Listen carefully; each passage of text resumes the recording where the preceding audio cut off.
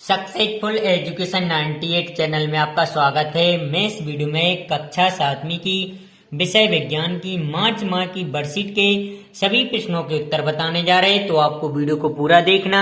यदि आप वीडियो को पूरा देखोगे तो आप अपनी विज्ञान की वर्कशीट के सभी प्रश्नों के उत्तर अपनी वर्कशीट में लिख सकते हो। वीडियो को रोक करके बहुत ही आसानी से लिख सकते हो आप अपनी वर्कशीट में। और यदि आप इस चैनल पर नए हैं तो सबसे पहले चैनल को सब्सक्राइब कर लीजिए ताकि आपको कक्षा 7वीं की सभी विषय की वर्कशीट के वीडियो मिल सकें।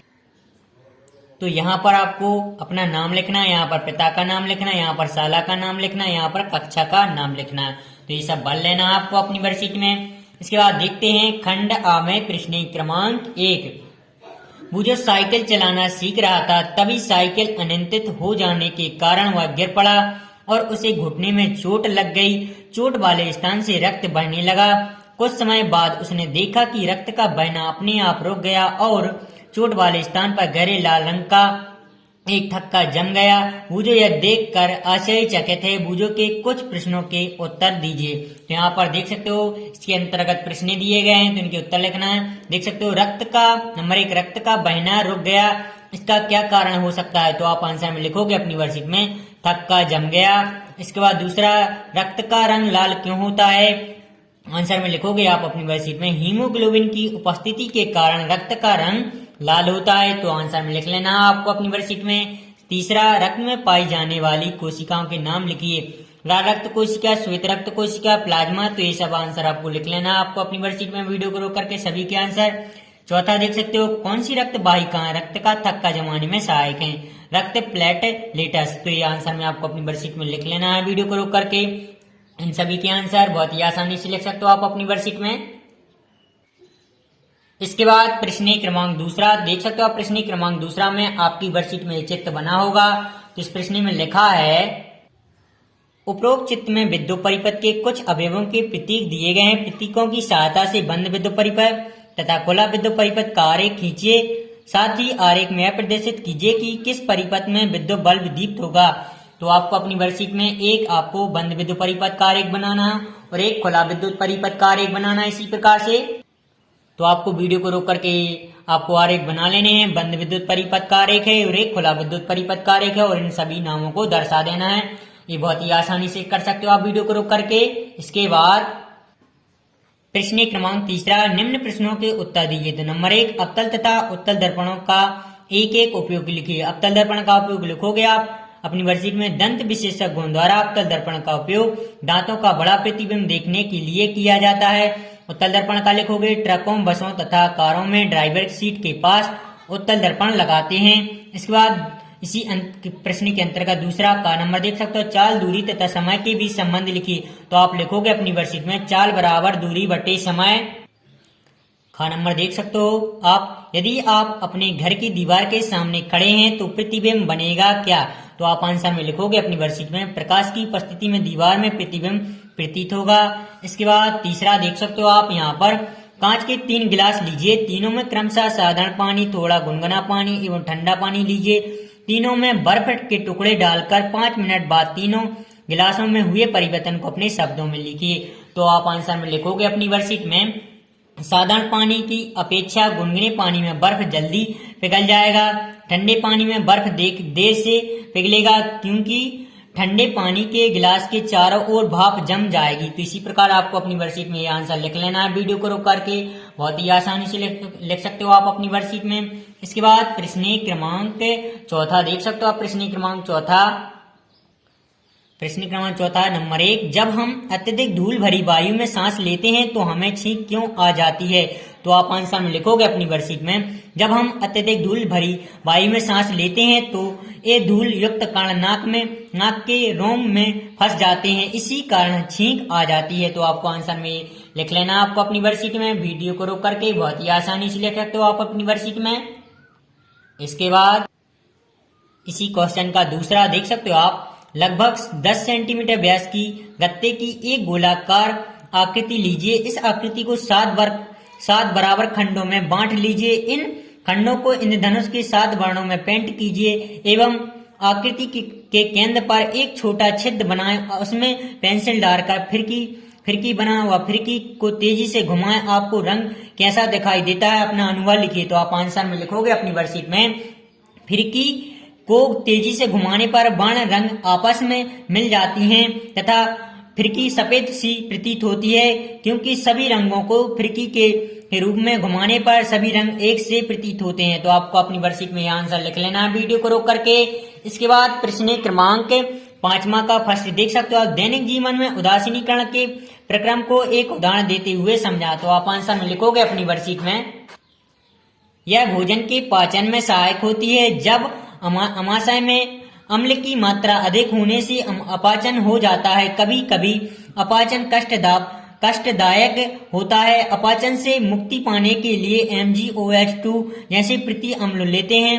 यह अम्लों के प्रभाव को उदासीन कर देता है। तो आपको अपनी वर्कशीट में यह आंसर लिख लेना है वीडियो को रोक करके। इसके बाद इसी प्रश्न के अंतर्गत दूसरा देख सकते हो आप, सर्दियों में ऊनी वस्त्र हमें गर्म रखते हैं, इसका क्या कारण है। तो आप आंसर में लिखोगे अपनी वर्कशीट में, ऊन उष्मारोधी होती है। इसके अतिरिक्त ऊन के रेशों के बीच वायु रहती है। यह वायु हमारे शरीर की ऊष्मा को ठंडे परिवेश की और विकसित होने से रोकती है। हमें उष्णता का अनुभव होता है। तो हमें यहाँ पर गर्मी का लिख सकते हो आप, गर्मी का अनुभव हो सकता है या उष्णता का अनुभव होता है। तो ये आंसर आपको अपनी वर्कशीट में लिख लेना है इसी प्रकार से वीडियो को रोक करके।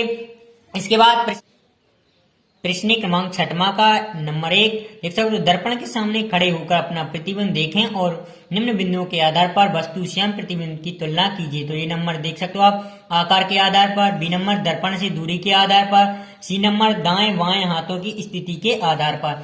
तो आप ए नंबर में लिखा है आकार के आधार पर, तो आप लिखोगे ए नंबर में आकार के आधार पर समान आकार होता है। बी नंबर दर्पण से दूरी के आधार पर लिखोगे आप बी नंबर में प्रतिबिंब दर्पण से उसके पीछे उतनी ही दूरी पर बनेगा जितनी की दर्पण वस्तु से दूरी पर होगा।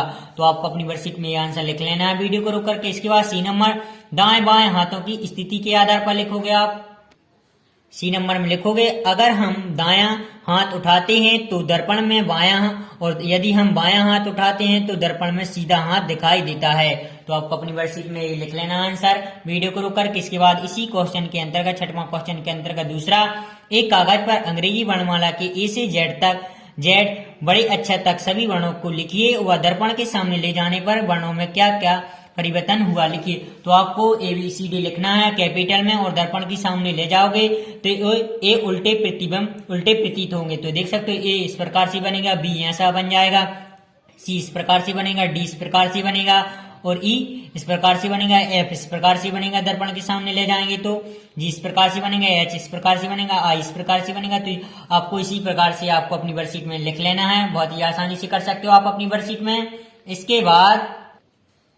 इसके बाद प्रोजेक्ट कार्य खंड बा देख सकते हो आप, प्रश्न क्रमांक 7वां, अपनी माता पिता या अभिभावकों की सहायता से जल के बारे में जानकारी एकत्रित करना। तो आप यहाँ पर देख सकते हो इसके अंतर्गत प्रश्न दिए गए। विश्व जल दिवस कब मनाया जाता है। विश्व जल दिवस 22 मार्च को प्रति वर्ष मनाया जाता है। तो आपको अपनी वर्कशीट में आंसर लिख लेना है। इसके बाद दूसरा देख सकते हो, जल चक्र में सम्मिलित प्रक्रमों को चित्र द्वारा प्रदर्शित कीजिए। तो आप देख सकते हो मैंने यहाँ पर जल चक्र बनाया है, तो इसी प्रकार से आपको अपनी वर्कशीट में बना लेना है और यहाँ पर ये सब नामों को दर्शा देना है आपको अपनी वर्कशीट में, इसी प्रकार से बना लेना है आपको जल चित्र। इसके बाद इसी के अंतर्गत तीसरा, क्या हम भूमि के नीचे से निरंतर जल निकाल सकते हैं। ऐसा करने में भौम जल स्तर पर क्या प्रभाव पड़ेगा। तो आप आंसर में लिखोगे अपनी वर्कशीट में, नदी भौम जल स्तर नीचे गिर जाएगा जब क्षोभ मंडल स्तर पाइपों से नीचे चला जाएगा, फिर इनसे जल नहीं निकाला जा सकेगा। तो आपको अपनी वर्कशीट में ये आंसर लिख लेना है वीडियो को रोककर। इसके बाद इसी के अंतर्गत चौथा देख सकते हो आप, भौम जल स्तर की पुनः पूर्ति किस प्रकार होती है। तो आप आंसर में लिखोगे अपनी वर्कशीट में, वर्षा जल अन्य स्रोतों से जैसे नदियों और तालाबों में रिक्त स्थानों और दरारों में भर देता है, अतः इस प्रक्रम द्वारा उपयोग किए जा चुके भौम जल की पुनः पूर्ति होती है। तो आपको अपनी वर्कशीट में आंसर लिख लेना है वीडियो को रोक करके। इसके बाद 5वां देख सकते हो आप, जल की बचत को दर्शाने हेतु एक ड्राइंग तैयार कीजिए। तो मैंने जल की बचत को बचाने हेतु एक ड्राइंग तैयार किया है, इससे वाटर का ये चित्र बनाया है। तो आप देख सकते हो इसी प्रकार से आपको अपनी वर्कशीट में ये बना लेना है वीडियो को रोक करके, बहुत ही आसानी से बना सकते हो आप अपनी वर्कशीट में। देख सकते हो आप ये ड्राइंग मैंने तैयार किया है तो आपको अपनी वर्कशीट में इसी प्रकार से बना लेना है। वीडियो को रोक करके बहुत ही आसानी से बना सकते हो आप अपनी वर्कशीट में। और यहाँ पर आपको सेव वाटर नाम लिख देना है, दर्शा देना है। इसके बाद छठवां देख सकते हो आप अपने दादा दादी से पूछ कर लिखिए कि वे अपने समय में किन किन जल स्रोतों से पानी पीते थे। क्या आज समस्त स्रोतों का पानी पीने योग्य है या नहीं? अपने शब्दों में उत्तर लिखिए। तो आप आंसर में लिखोगे अपनी वर्कशीट में, दादा दादी वे अपने समय जल के लिए कुओं का जल तथा नदी के जल का प्रयोग करते थे। नदी के पास रेत में छोटे छोटे झीरे बनाकर वहां से जल लेते थे। आज जल के लिए कोई भी झीर का उपयोग नहीं करता, लेकिन नदी का जल अब भी पीने योग्य है। तो आपको अपनी वर्कशीट में ये आंसर लिख लेना है। वीडियो को रोक करके बहुत ही आसानी से लिख सकते हो आप अपनी वर्कशीट में। तो मैंने कक्षा 7वीं की विज्ञान की वर्कशीट के सभी प्रश्नों के उत्तर बता दिए हैं। तो आपको वीडियो को रोक करके अपनी वर्कशीट में लिख लेना है। और यदि आपने और सब्जेक्ट की वर्कशीट के वीडियो नहीं देखे हैं तो डिस्क्रिप्शन में लिंक दी है, वहां से जाकर आप वीडियो देख सकते हो सभी वर्कशीट के, और अपनी वर्कशीट सभी सब्जेक्ट की वर्कशीट भर सकते हो। यदि आपको वीडियो पसंद आई तो वीडियो को लाइक कीजिए। यदि आप इस चैनल पर नए हैं तो चैनल को सब्सक्राइब कीजिए और अपने दोस्तों के साथ वीडियो को ज्यादा से ज्यादा शेयर कीजिए। Thanks for watching this video.